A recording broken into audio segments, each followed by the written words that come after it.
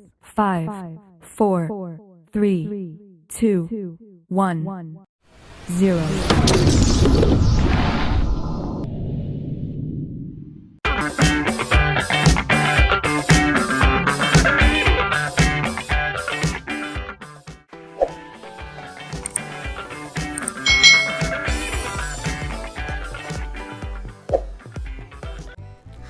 Hai.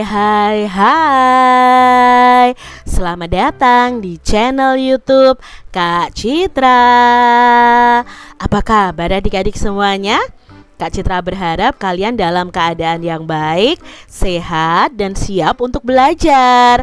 Hari ini kita akan belajar bersama-sama untuk mata pelajaran tematik kelas 5. Kita belajar di tema 2, udara bersih bagi kesehatan. Subtema 3, pentingnya udara bersih bagi pernapasan. Pembelajaran yang kelima. Mari adik-adik kita belajar dengan penuh semangat ya. Adik-adik yang hebat, pada pembelajaran 2, kalian telah mempelajari cara merawat organ pernapasan. Nah, kalian juga sudah membuat poster tentang cara merawat organ pernapasan. Coba sekarang kalian bisa ceritakan tentang poster kalian kepada teman-teman atau kepada guru kalian. Contohnya misalnya di sini ada poster "Ayo jaga organ pernapasan kita". Nah, posternya seperti ini adik-adik. Kalian bisa ceritakan tentang poster ini. Contohnya adik-adik ya, di sini ada Udin yang akan menceritakan tentang posternya. Selamat siang teman-teman. Nama saya Udin. Saya ingin melakukan presentasi mengenai cara merawat organ pernapasan. Menurut saya topik ini sangat penting untuk dibicarakan saat ini. Saya yakin bahwa apa yang akan saya presentasikan bisa membantu kita menjaga kesehatan kita. Berikut ini penjelasannya. Nah, di sini Udin juga menjelaskan tentang posternya. Organ pernapasan sangat penting bagi kehidupan manusia. Kewajiban untuk menjaga kesehatan organ-organ pernapasan semakin penting untuk meraih hidup yang sehat. Dengan melakukan berbagai cara menjaga organ pernapasan itu dapat dilakukan. Ingat, organ pernapasan itu bukan hanya paru-paru, mulut ya, hidung hingga tenggorokan juga termasuk ke dalamnya. Sehingga penjagaannya pun perlu dilakukan secara keseluruhan. Berikut ini beberapa cara menjaga organ pernapasan. Yang pertama, mengonsumsi makanan bergizi. Mengonsumsi makanan bergizi juga sangat berpengaruh pada kesehatan organ pernapasan. Orang yang kekurangan nutrisi itu terbukti lebih rentan mengalami berbagai gangguan pernapasan.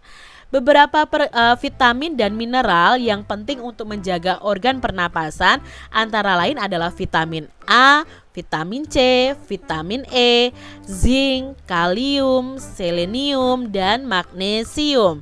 Ini untuk menjaga organ pernapasan kita adik-adik. Yang kedua adalah dengan rajin berolahraga. Rajin berolahraga adalah cara menjaga organ pernapasan yang sangat efektif. Sebab dengan aktif bergerak, sirkulasi di tubuh akan berjalan dengan lancar.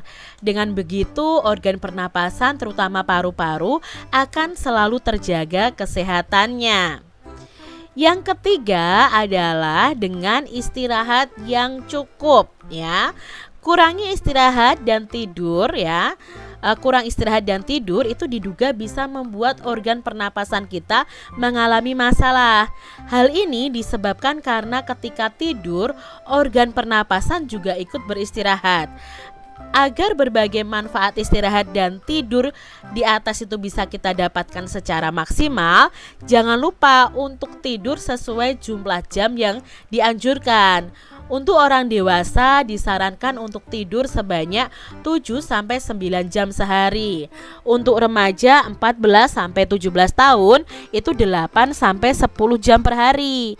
Anak usia 6-13 tahun itu sekitar 9-11 jam per hari, dan untuk anak balita atau usia 3-5 tahun itu 10-13 jam per hari. Itu ya istirahat yang cukup. Yang keempat adalah dengan tidur ya, tidurnya dengan posisi yang benar.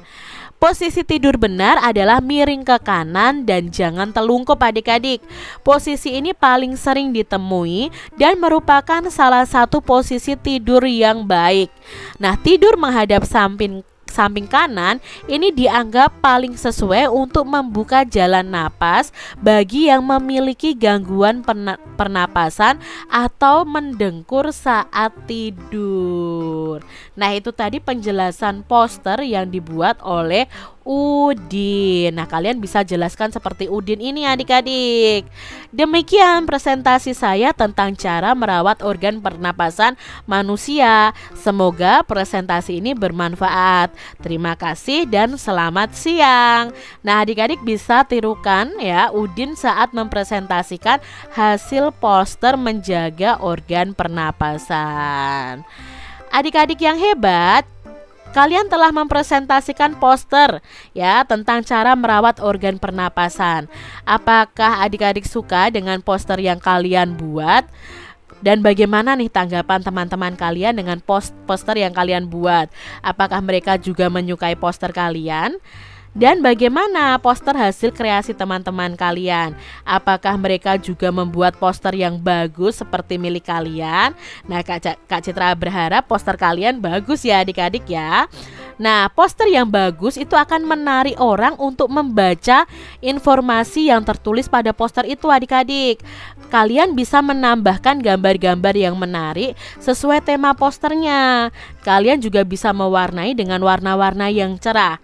Orang yang membaca itu akan terkesan dan terpengaruh untuk melaksanakan ajakan merawat organ pernapasan.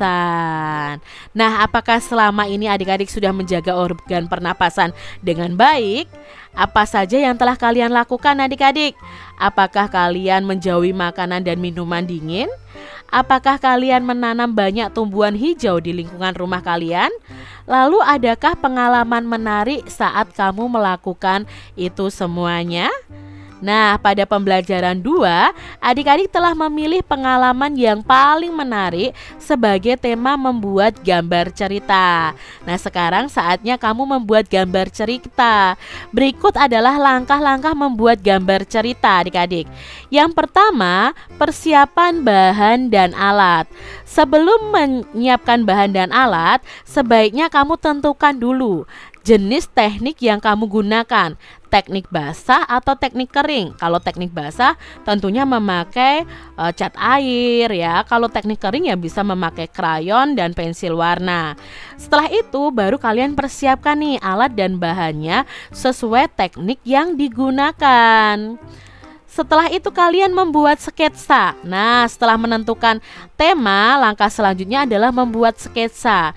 Sketsanya itu sebaiknya dibuat lebih dari satu agar kita dapat memilih yang terbaik. Biasanya sketsa itu hanya berupa goresan-goresan pensil, belum diwarnai adik-adik ya. Lalu berikutnya adalah penyempurnaan gambar.